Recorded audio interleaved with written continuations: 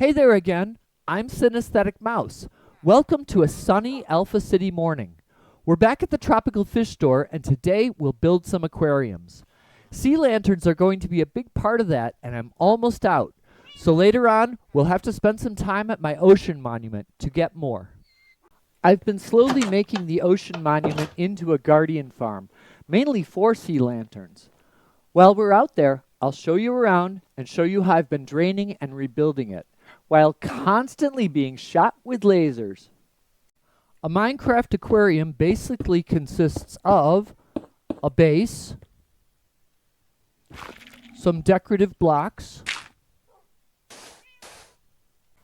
I've got skulk, podzol, and sand here.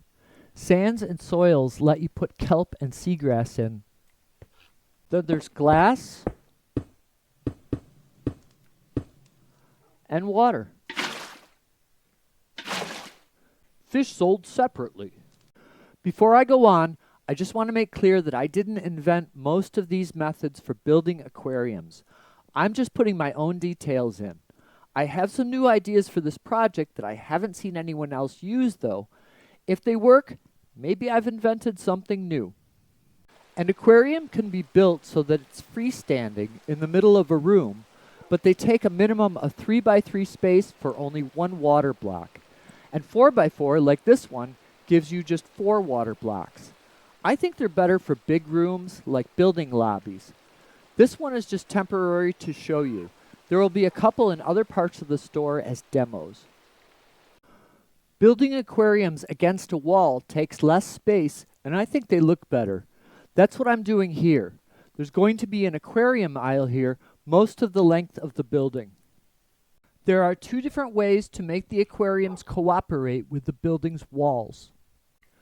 You can build it so it's against a solid wall.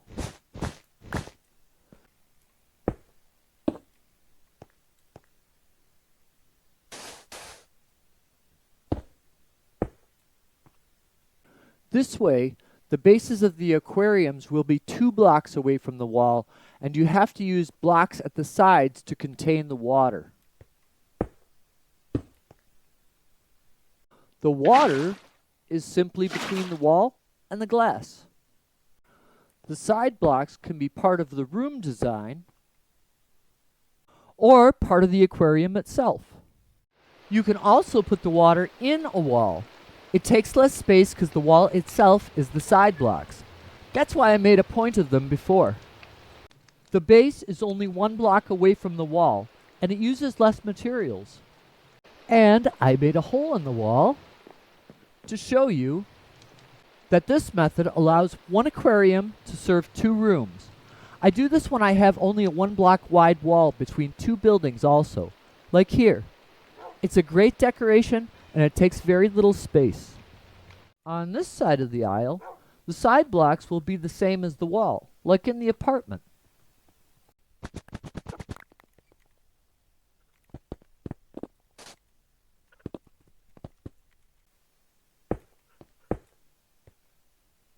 And the aquarium can be seen from both sides and acts like 2. I remember when I was little, tropical fish stores seemed huge, and the stacked aquariums seemed delicate, like they might break and fall on me. And when I walked through them, I felt brave and full inside. I imagined floods of heavy pouring water that were on pause only because of some glass. Sharp, scary glass that little me had seen breaking into sparkles and glitter. I want to try to put that vibe into this aisle. I want to be able to look through the front window and see this little canyon of aquariums. And when I'm inside, I want it to feel a little closed in, with breakable glass and heavy water towering over my head. This aisle will pretty much have the same aquarium design because they're just for the store's stock. There will be 2 layers of aquariums. I'll build the rest of the bottom layer off camera, then we're going to need lots of sea lanterns for the top. It's a start.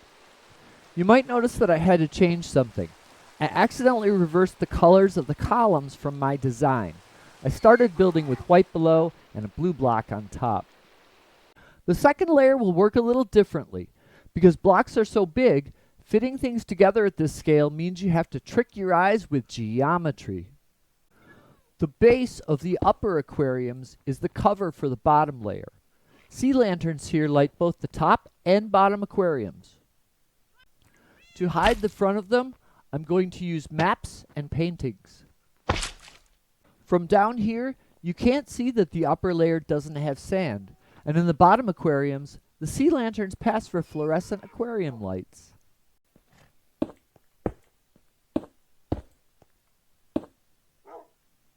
And that's it.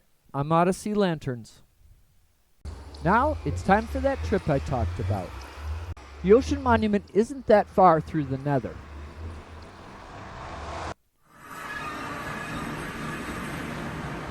And I've got this little minecart tram set up here.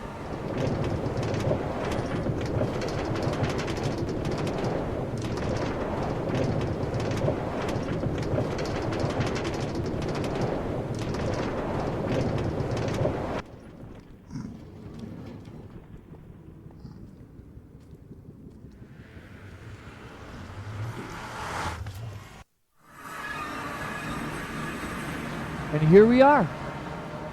Let's go up top and I'll show you around the entire thing. Or rather, what I've drained so far. I have a little work set up here, mainly for drying sponges for draining the monument. And as you can see, it's taken a lot of sponges. Let's go over to there, to that corner. I like this view of it. Because sand is one of the only blocks that fall, you drop sand down to isolate the monument, then drain it using slime and sponges. Right now I'm working on permanent walls for the drained sections.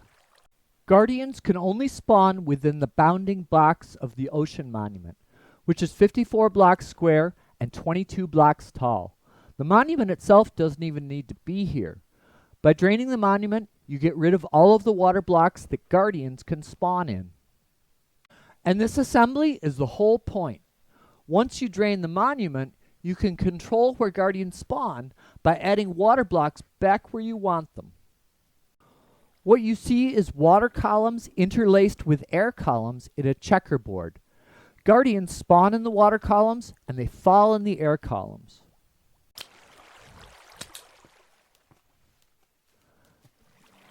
Down below, water streams direct them to a 36-block fall. The mechanic here is the same as the gold farm. Guardians spawn, they fall a long way, I get their stuff. Deep under the ocean floor, their drops are collected and taken up through a water stream and item elevator.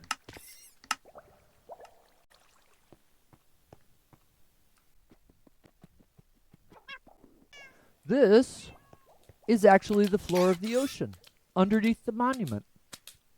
I built bubble column elevators for this level, the top, and one other. When I built them, it didn't occur to me that they were made out of water and that Guardians could spawn in them. So every so often, I have a Guardian flopping around for a while. I might have to rethink this. And now I have slime spawning here. Oh, they're so cute.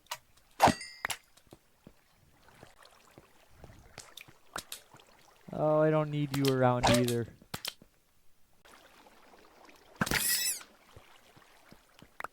Alright, now maybe I can get back to work.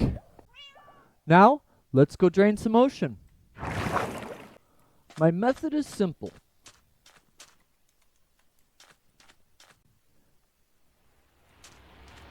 Try to not get shot. Drop down some sand. And run.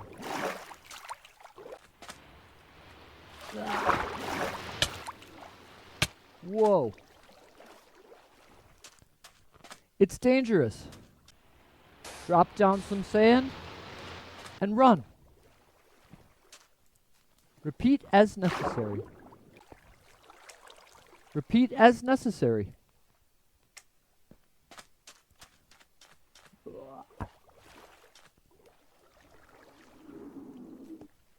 Wow, there's a lot of them today. 1, 2, 3, 4. That's where I want to put the next one. Whoa.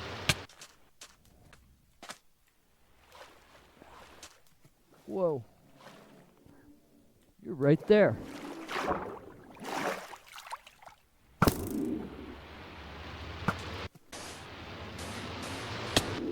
Run. Run. Run. Run. Oh, there's one in the pool. There's a monster in the pool. There's a monster in the pool. I recommend full diamond armor with every protection enchantment you could possibly put on it. Dropping sand. Just keep dropping sand. Repeat as necessary. Repeat as necessary. Whoa.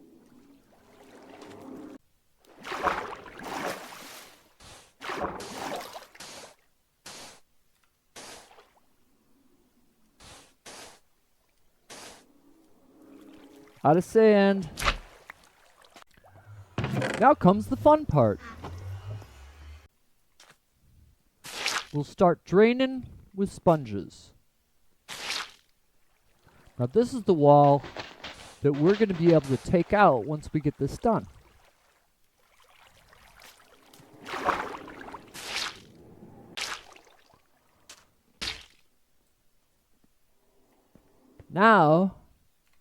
Now we can remove this wall. There we go. Let's see if I can do this. All right.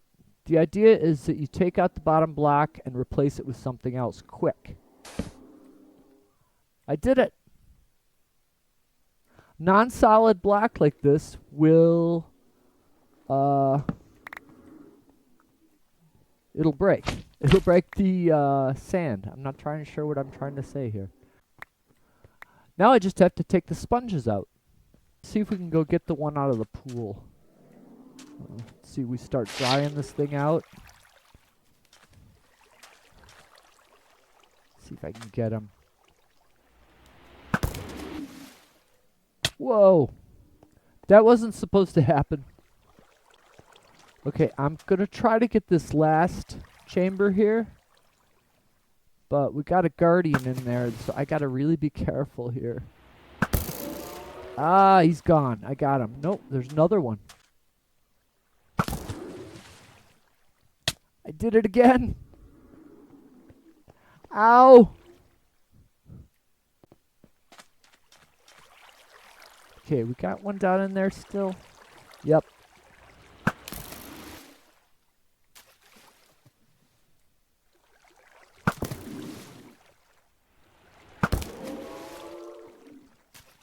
Okay.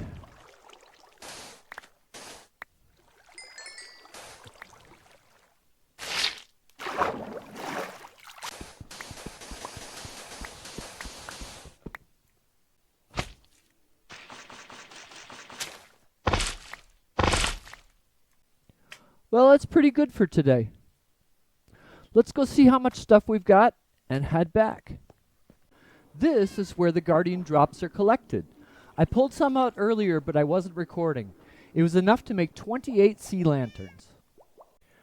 This time I got 3 stacks plus 19 crystals.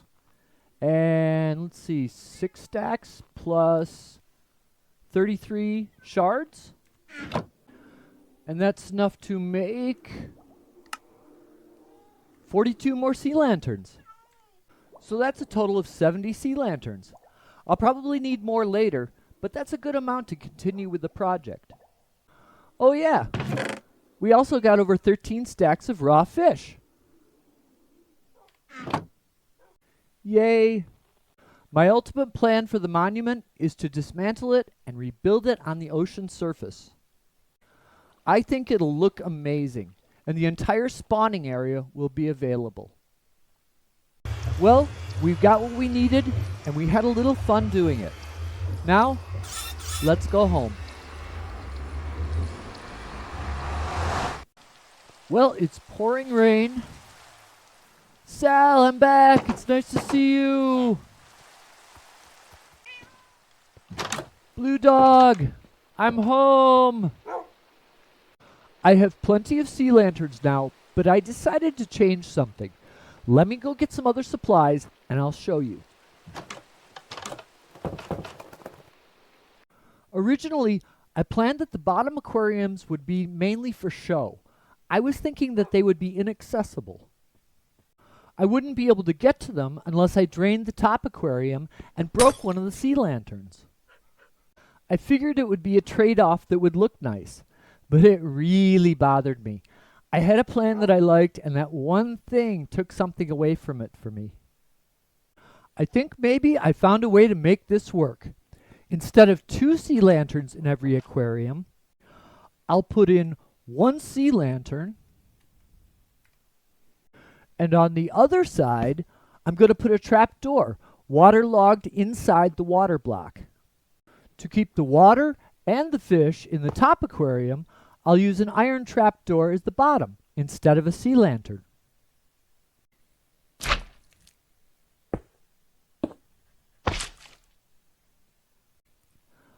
I don't have a lot of fish right now, but you can see how it works probably here now.